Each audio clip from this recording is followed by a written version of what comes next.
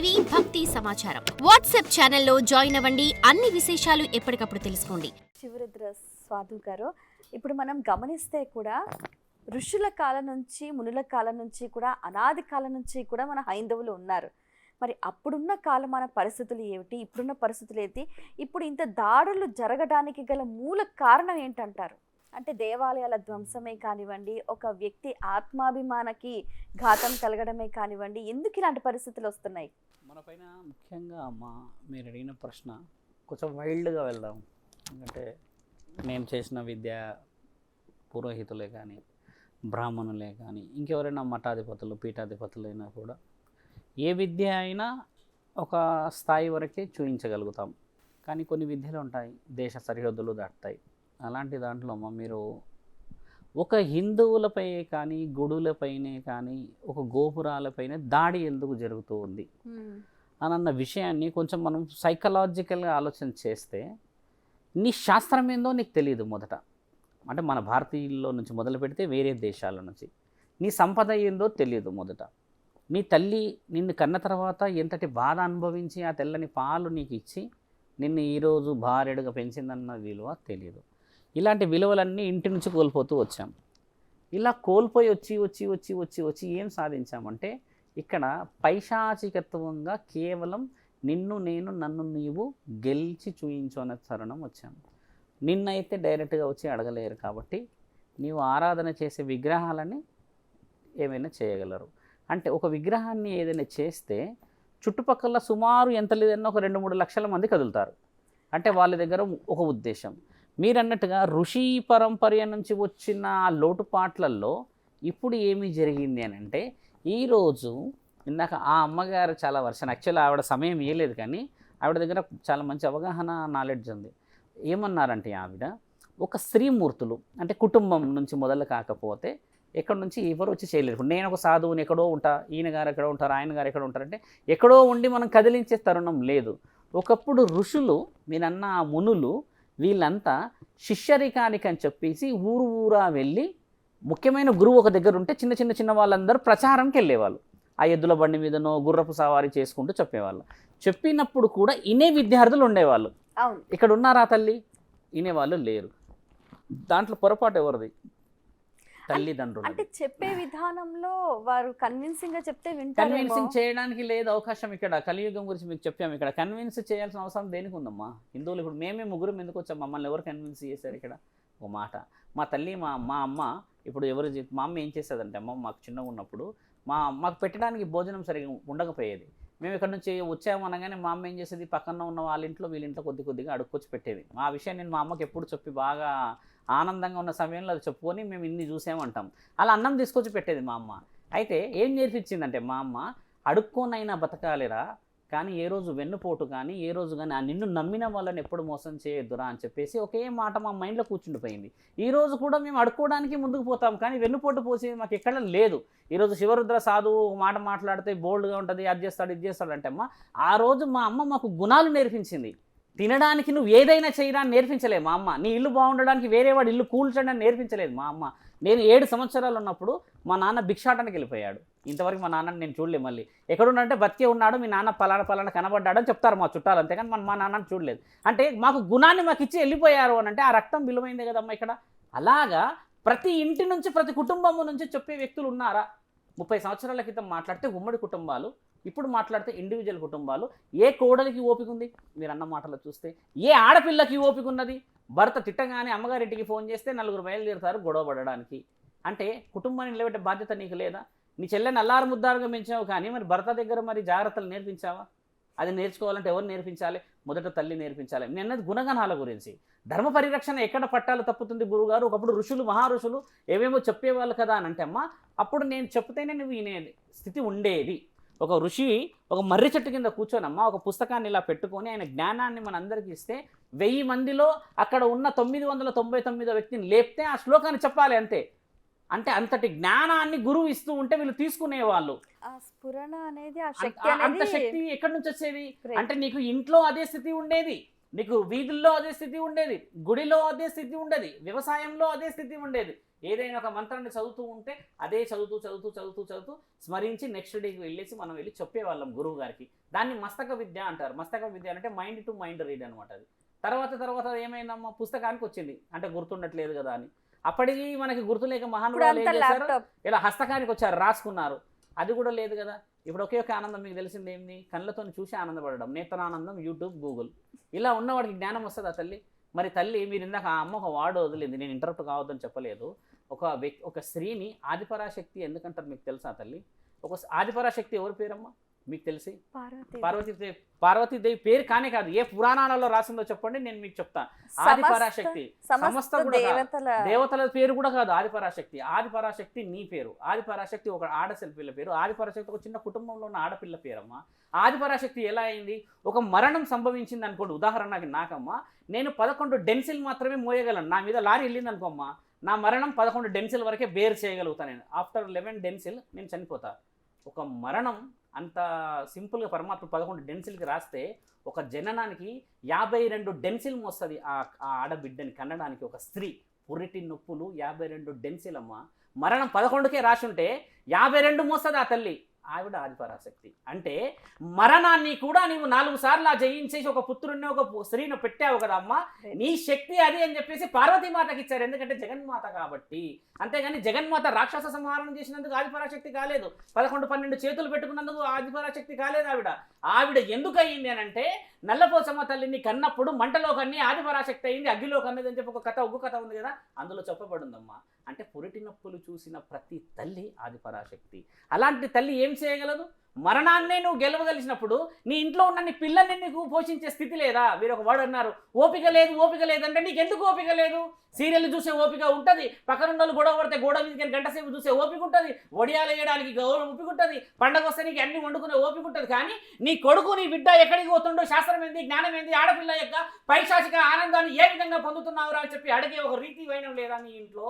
ఒక ఆడపిల్లని కామంతో చూస్తున్నాడు 12-13 సంవత్సరాల ఉన్న పురుషుడు అంటే వాడికి జ్ఞానమే తెలియదు. కానీ ఆ పరిజ్ఞానం ఎక్కడి నుంచి వచ్చిందంటే టీవీలో వచ్చింది, ఛానల్లో వచ్చింది, యూట్యూబ్లో వచ్చిందంటే ఏ విధంగా వచ్చింది? మరి మీరందరూ పుస్తకాలు చదవకపోతే మరి వాడు ఎలా పుస్తకం చదువుతాడు? మీరందరూ మంచి మాటలు మాట్లాడకపోతే వాడెందుకు మంచి మాటలు మాట్లాడతాడు? మా అమ్మ మా నాన్న ఎవరిని కొడితే 4 నేసుకొని వచ్చి ఆన్ని కొడతారు. మరి ధైర్యం ఇచ్చింది ఎవరిక్కడ? తల్లిదండ్రులేగా తల్లి. మీరన్న ప్రశ్నకి సనాతన హిందూ ధర్మ పరిరక్షణ ఆయన గారు ఏ ముహూర్తంలో పెట్టాడో కదమ్మా, ఇది హైందవ శంకరామమ్మ. ఎందుకంటే మనలో ఉన్న రీతిని నేర్పిస్తున్నాం. ఇప్పుడు అక్కడ ఎలా నేర్పిస్తారు, ఎక్కడి నుంచి వస్తుంది? 30 సంవత్సరాల క్రితం ఉన్న కుటుంబాలు 30 ఏళ్లలో ఎలా చెడిపోయాయంటే ఒక వ్యక్తి చేసిన ఇండివిజువల్ థాట్ అమ్మా ఇది. మేము 25 మందిలో ఉండలేము, 25లో అత్త ఉంటుంది, మామ ఉంటుంది, బాబాయ్ ఉంటాడు, అందరూ మమ్మల్ని ఇబ్బంది పెడతారని చెప్పేసి ఒకే ఒక వ్యక్తి బయటికి వెళ్ళేసి మనం అక్కడ పోయి బతుకుదామని చెప్పిన తర్వాత ఆవిడని ఫాలో అవుతూ వచ్చారు. ఆ మహానుభావుడు ఎవరో ఎక్కడో ఏదో విధంగా మొదలుపెట్టింది కదా. అలా ఇండివిజువల్ ఫ్యామిలీస్ వచ్చేసి ఏం కోల్పోయినామమ్మా ఈ రోజుల్లో? మీరు అన్నట్టుగా ఇంకో వర్డ్ ఇక్కడ బాగా చాలా మందికి తెలియాల్సింది ఏంటంటే, యూట్యూబ్ ద్వారా చెప్తున్నాము ఎలా అంటే అమ్మా, ఒక వ్యక్తికి ఓపిక ఎందుకు లేదంటే స్త్రీకి, ఆ రోజు 25 మంది ఉన్న కుటుంబంలో 25 ఆలోచనలు చెప్పేవాళ్ళు. అమ్మ ఆరోగ్యం బాగలేదా, నేను వేప చెట్టు తెస్తా, అమ్మ ఏమన్నా వనములకి వెళ్తే వల్ల నేను ఈ భోజనం తీసుకొస్తా, బాబాయ్ వచ్చాడు, మామయ్య వచ్చాడు, నాన్న వచ్చాడు అని చెప్పేవాళ్ళు కదా. బంధాలు అనుబంధాలు. ఈ రోజు ఈవిడనే 25 మంది ఆలోచనలు చేస్తుంది ఒక్కటి. సతమతమై చచ్చిపోతుంది ఇంట్లో. మరి ఆడపిల్లకి అనుభూతి ఎక్కడి నుంచి రావాలి? కుటుంబాలు ఎందుకు విడిపోవాలి? భర్త పనికి వెళ్తాడా, ఈవిడ పనికి వెళ్తాడా, అక్కడ ఉన్న పిల్లగాడు ఏమి కావాలి? శాస్త్రం ఏం ఘోషిస్తుంది అంటే ఆడపిల్ల ఏడుపు కాదా ఇది? మీరు ఆలోచించండి. మరి ఆడపిల్లలు ఇంట్లో నేర్పించాలి, చేయించాలంటే మరి ఆవిడ ఏ విధంగా నేర్పించాలమ్మా? ఏ విధంగా నేర్పిస్తా చెప్పు? ఫైనాన్స్ టెన్షన్స్, ఎమోషన్ టెన్షన్స్, భర్త టెన్షన్స్, ఎవడికి వాడే యమునా తీరే ఇక్కడ. మరి మీరు అన్నట్టుగా ఆ కన్న తల్లిలు వాళ్ళని కన్న వాళ్ళకి రీతి నేర్పించకపోతే మరి ఎవరికి రీతి నేర్పించాలి? ఇక్కడ మేము వచ్చాము, సభలు పెట్టాము, మీటింగ్లు పెడతాము, మారుతారా? మేమేమంటున్నామంటే 25 సంవత్సరాల ప్రణాళిక ఇది. ఈరోజు మారితే పుట్టిపోయేవాడు మళ్ళీ. ఇది ఒక హైందవ సంస్కృతి, హైందవ సంప్రదాయము. ఒక శివాజీ పుట్టాడు, ఒక రుద్రమదేవి పుట్టింది, ఒక కాశీ నుంచి అఘోరాలు వచ్చారు, అక్కడి నుంచి వచ్చి ఎన్నో త్యాగాలు చేశారు. కాబట్టి ఈరోజు ఈ రక్తపు మాంసపు ముద్దలో తినగలుగుతున్నాం, ఉండగలుగుతున్నాం. ఈ లైట్ ఇదంతా అమ్మ ఒకప్పుడు త్యాగాలు చేస్తేనే ఉన్నాం కదా. ఒకప్పుడు పెట్టిన మామిడి పండే తింటున్నాం కదా. ఈరోజు తింటున్న ప్రతిదీ ఎక్కడో ఎవరు పండించిందే మనం తింటున్నాం. కానీ మనం పండించింది ఎవరు తినాలమ్మా? పండించడానికి ఓపిక లేదు, చెప్పడానికి ఓపిక లేదు, పాటించడానికి ఓపిక లేదు, గుడికి పోవడానికి ఓపిక లేదు, ఒక మాట మాట్లాడడానికి ఓపిక లేదు. కానీ పంచాయతీలు పెట్టడానికి మాత్రం ఓపిక ఉంది మన దగ్గర. అంటే ఏందమ్మా ఇది? టైం పాస్కి నీ ఆలోచన ఎక్కడ ఫ్లెక్సిబిలిటీగా ఉంటే నువ్వు అక్కడ కూర్చుంటున్నావు అని అర్థం. మేమేమంటున్నాము, ఇందాక అక్కడ చెప్పిన అమ్మగారు ఏమన్నారంటే గుడి అనేది ఎందుకు పెడుతున్నామంటే అక్కడ ఒక శాస్త్రం దాగుంటుంది, శాస్త్రీయత దాగుంటుంది, ఒక విధేయత దాగుంటుంది, ఒక సంస్కృతి దాగుంటుంది. అక్కడ మనం చేస్తున్న ప్రతి వేద మంత్రం ఆ గుడి అంచులంచుల్లో ఘోషిస్తుంది. ఓం నమః శివాయ అని చెప్పి గుడిలో అని చూడు, నువ్వు బయట అని చూడమ్మా. గుడిలో అని చూస్తే ఆటోమేటిక్గా నీ కన్ను శివలింగాన్ని చూసి నీ మనస్సు ఒక దగ్గరికి ఏకమై ఇలా తలబెట్టి ఓం నమః శివాయ అంటావు. అదే బయట అని అంటే నువ్వు ఎవరిని చూసి ఓం నమః శివాయ అంటున్నా కూడా తెలియదు. వేరే వాడిని చూసి ఓం నమః శివాయ అంటే వీడు నన్ను చూసి అంటున్నాడేమో అని కొట్లాడతారు. అంటే సంస్కృతి నేర్పించడానికి గుడి అవసరం ఉండే ఒకప్పుడు మనకు. ఏమ్మా ఇక్కడ గుడి లేదా, ఈ హైదరాబాద్లో శివుడు లేడా, కాశీలోనే ఉన్నాడా శివుడు? మనసులో ఉన్నాడు కదా పరమాత్ముడు. మనసులను కదిలించే కార్యక్రమాలమ్మా. మీరు అన్నది ఏంటంటే అప్పట్లో ఉన్న ఋషివరులు ఇప్పట్లో ఉన్న వాళ్ళు అని అంటే, అప్పట్లో ఋషివరులు ఎక్కడ పోయారు అంటే, ఎంతమంది ఋషువులు చెప్తే ఎంతమంది శిష్యులు ఈరోజు బయటికి వచ్చి ఈరోజు మేము ఉన్నామని ఎంతమంది చెప్పట్లేదు చెప్పండి. మీరు ఇప్పుడు నేను రేపు పెట్టాన సభలో చూడండి, కారణ జన్మలు వస్తున్నారు, మంచి మంచి ప్రవక్తలు వస్తున్నారు.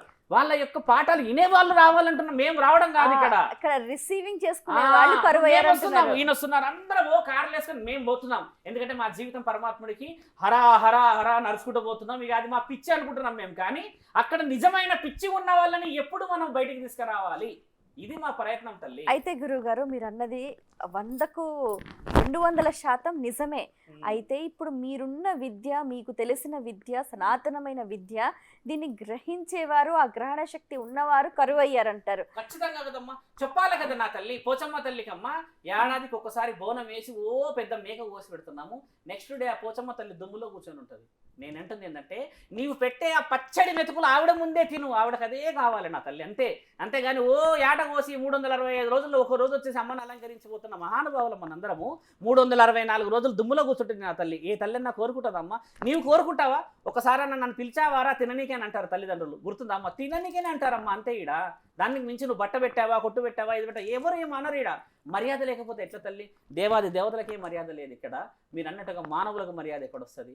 విగ్రహారాధన ఎందుకు వచ్చింది మన శాస్త్రాలు మీకు తెలిసిందే కదమ్మా. అది ఎవరు పెట్టించారు, ఎక్కడి నుంచి వచ్చింది, దాని వెనుక ఎంత విలువ ఉందమ్మా? భారతదేశంలోనే లేదు విగ్రహం, మొత్తం అఖండ భూమండలం మొత్తంలో ఉంది విగ్రహం. ఎక్కడెక్కడెక్కడెక్కడో విగ్రహాలు బయటికి వెళ్తున్నాయి. అంటే మన సంస్కృతి గొప్పదే కదా.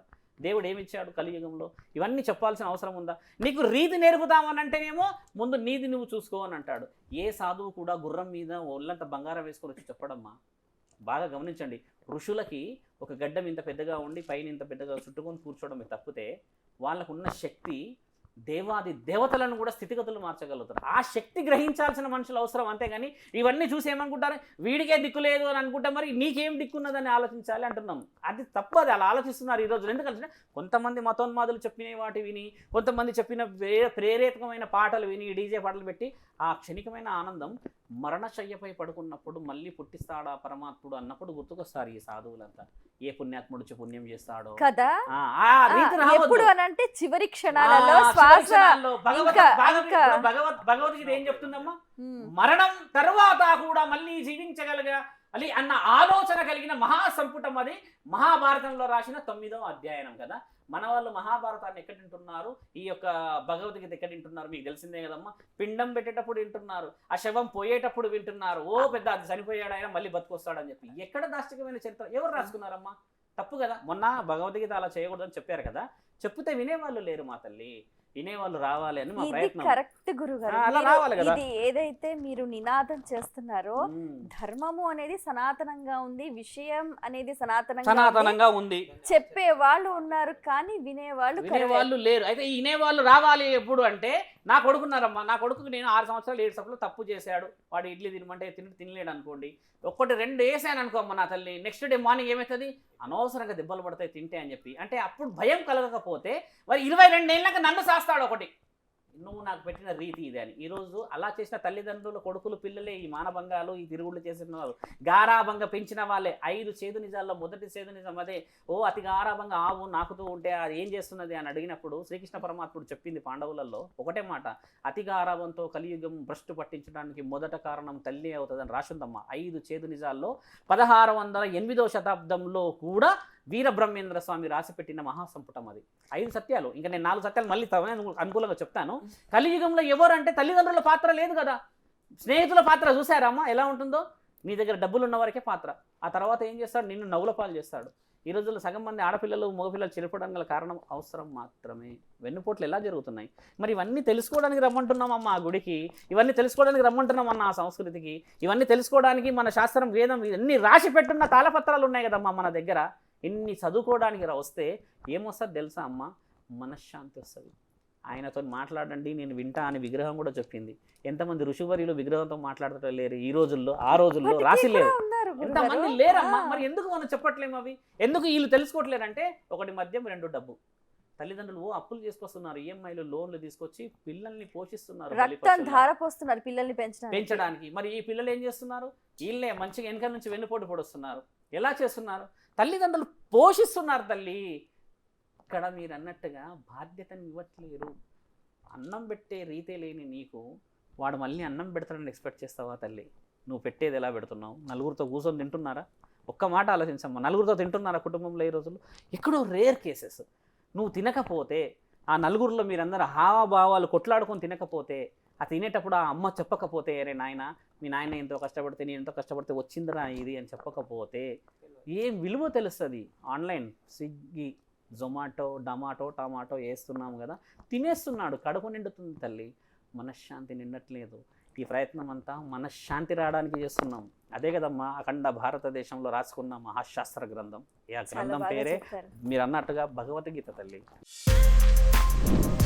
For more videos like this, subscribe Big TV channel.